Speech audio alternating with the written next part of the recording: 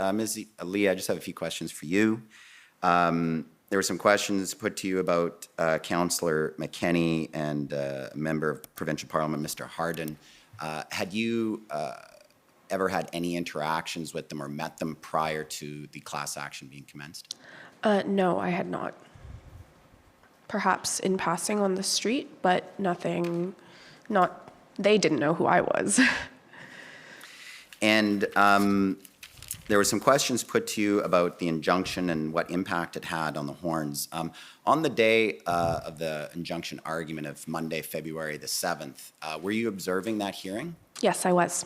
And were you observing or listening to anything else before or after that injunction hearing? After, I did observe a Facebook Live video from one of the organizers who had ordered the truckers in general to stop the horns due to the injunction being put in place. So what exactly, you were watching something online? What was Yes, that? it was a Facebook Live video, I believe, from Chris Barber, if I'm not mistaken, though I can't be sure as to which organizer specifically it was, but they had been laughing about our lack of sleep and something about giving us a break from all the noise.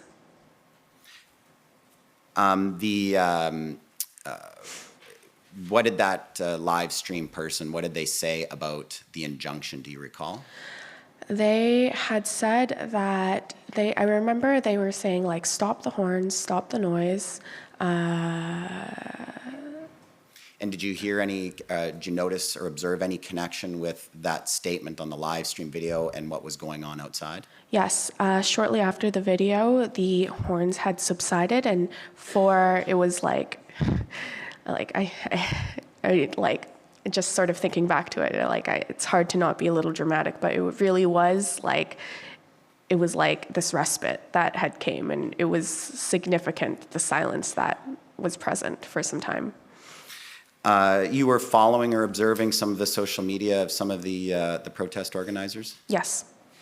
After the injunction was obtained, you told us about listening to a social media stream on that date. Did you hear or observe any other social media streams by convoy organizers speaking about the injunction after February the 7th?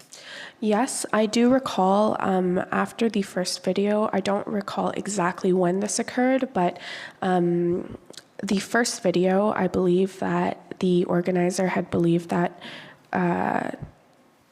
it's hard to say because there was a lot of just words being spilled, but there was something about that we, not necessarily myself or the lawyers involved, or it was a general reference, I think, to like the city or the government or just the opposition, really, that they were going to give in to some demands. But after some time had passed, they had realized that no demands were being given, and to, like, I don't remember the exact words, but there was a call to action to like just let her rip.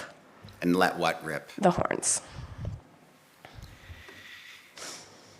And after observing that, did you notice any difference in the horns out on the street? Yes, I did notice that there were some, I remember very distinctly, there were some confused horns, because really it sounds sort of crazy to attribute these kinds of descriptions to horns, but whereas before they were sure, I think, and like resounding, these were confused, almost as if, do I do it? Do I not do it? Do I do it? Do I not do it? There was a little bit more hesitation in the honking.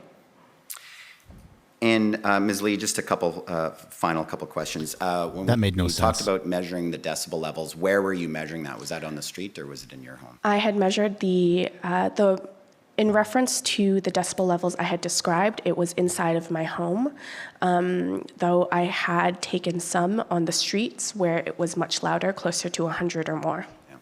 And your apartment, don't tell us which floor, but is it above or below a 10th floor? It is above a 10th floor. Thank you. Ooh, she got you money. told us a bit about bonfires, seeing bonfires.